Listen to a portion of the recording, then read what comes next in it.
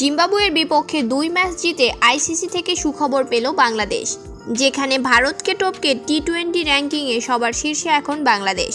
দর্শক, 150 রানের চেয়েও কম তাড়া করতে গিয়ে বেশ ভুগেছে বাংলাদেশ। ছোট লক্ষ্য তাড়ায় বাংলাদেশের ব্যাটিংটা আপ টু দ্য মার্ক হয়নি। তবে শেষ দিকে তাওহিদ হৃদয় ও মাহমুদুল্লাহ রিয়াদ জুটির কল্যাণে এ যাত্রা জয়ের বন্দরে নোঙর করতে পেরেছে স্বাগতিকরা।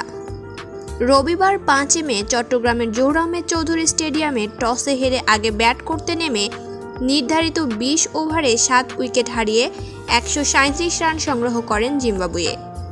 দলের হয়ে সর্বোচ্চ 45 রান করেছেন জোনাথন ক্যাম্পবেল। এদিকে জিম্বাবুয়ের বিপক্ষে টানা 2টি টি-20 ম্যাচ জিতে আইসিসি থেকে মহা সুখবর পেল বাংলাদেশ। কেননা টি-20 র্যাঙ্কিংয়ে আরেক ধাপ এগিয়ে গেল টাইগাররা, যেখানে ভারতের মতো দলকে পেছনে ফেলে র্যাঙ্কিংয়ে শীর্ষে উঠেছে বাংলাদেশ।